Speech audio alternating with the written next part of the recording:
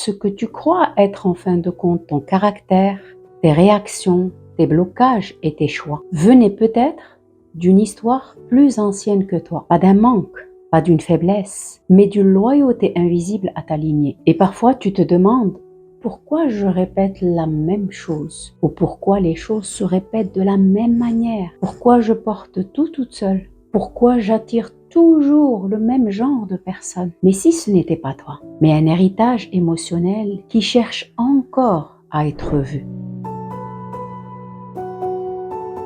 Je m'adresse à toi qui a traversé une épreuve, qui a tenu bon et qui continue à avancer, mais qui sent qu'il y a quelque chose qui te retient et qui se répète en fin de compte. Un truc qui ne colle pas vraiment avec tout le travail que tu as pu faire sur toi. Aujourd'hui, on va parler de liens silencieux qui influencent ton présent.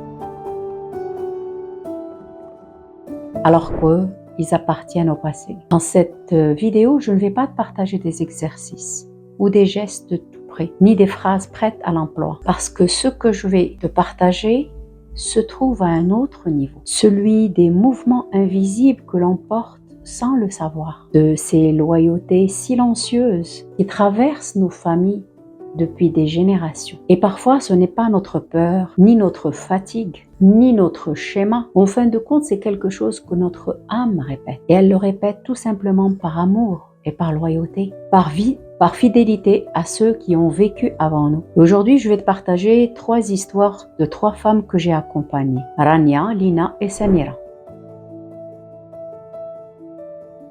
Rania arrive un jour vers moi épuisée et elle me dit « Je finis toujours par tout porter seule, même quand je suis en couple. » En partageant son histoire et en creusant un tout petit peu plus, j'ai vu que le schéma qu'elle répétait n'était pas le sien, mais au fin de compte quelque chose de plus ancien. Dans sa lignée, les femmes ont beaucoup porté, des femmes seules, des femmes courageuses, des femmes fatiguées et des femmes qui ont dû tenir parfois trop longtemps. Rania, en fin de compte, n'a pas appris seulement ça, mais elle y était fidèle. C'est comme si elle se répétait leur force, mais aussi leur fatigue et leur solitude. Un jour, dans son cheminement, elle pose ces mots. « Je peux être soutenue. Je n'ai rien à prouver. Je ne trahis personne en vivant différemment. » En libérant ce qui devait être libéré, tout simplement, elle comprend, ce n'est pas sa mission de porter les combats de toutes celles qui l'ont précédée. Elle peut recevoir sans perdre sa dignité et aussi sans trahir sa lignée.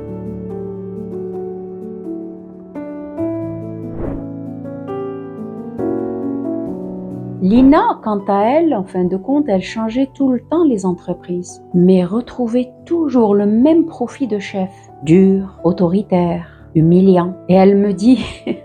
C'est comme si je tombais sur le même homme là où j'allais. En fin de compte, ce qu'elle vivait n'était pas un hasard. Dans son histoire et dans sa lignée, il y avait des rapports très durs et aussi des rapports de pouvoir, des rapports aussi injustes et dévalorisants. Elle croyait en fin de compte qu'elle manquait de confiance, mais en réalité, elle rejouait une habitude héritée. Se faire petite, se protéger en s'effaçant, se mettre en dessous pour être protégée et en sécurité. Et dans son processus de libération, elle accueille une phrase toute simple. « Ce qui s'est passé avant ne m'appartient pas. Je n'ai plus à porter cette position.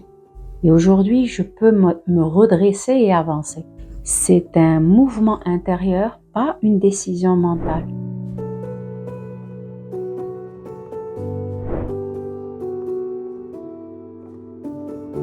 Samira, quant à elle, n'avait pas de traumatisme. Elle n'a pas de traumatisme vraiment apparent ou un traumatisme particulier. Pas d'histoire douloureuse. Et pourtant, elle se sent depuis toujours coupable de tout.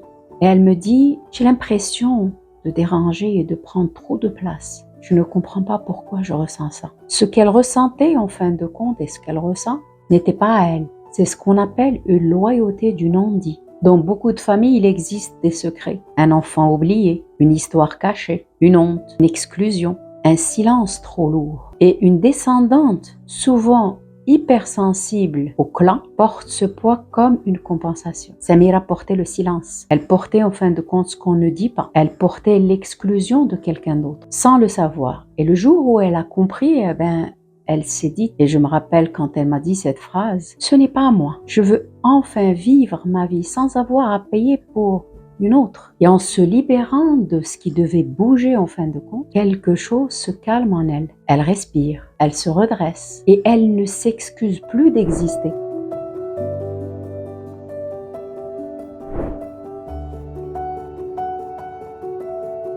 Je t'invite à observer, mais sans analyser. Est-ce que tu portes la fatigue des femmes avant toi? Est-ce que tu répètes des rapports de pouvoir? Est-ce que tu te sens responsable d'une histoire qui ne t'appartient pas? Tu sais, parfois voir, juste voir, c'est déjà commencer à se libérer. Ce que tu répètes aujourd'hui n'est pas une faiblesse, c'est souvent un acte d'amour, un lien silencieux à t'aligner. Les constellations familiales permettent en fin de compte de mettre de la lumière sur ce que tu n'arrives pas à voir et qui se joue en toi. Et enfin, à transformer cette loyauté en force de vie. Si cette vidéo résonne en toi et que tu sens qu'il y a un schéma qui se répète dans ton histoire et que tu ne comprends pas d'où il vient, je t'offre un rendez-vous cadeau de 30 minutes pour en parler ensemble. Le lien pour réserver ta séance est en description. Et surtout, ose choisir ton histoire, celle qui commence avec toi.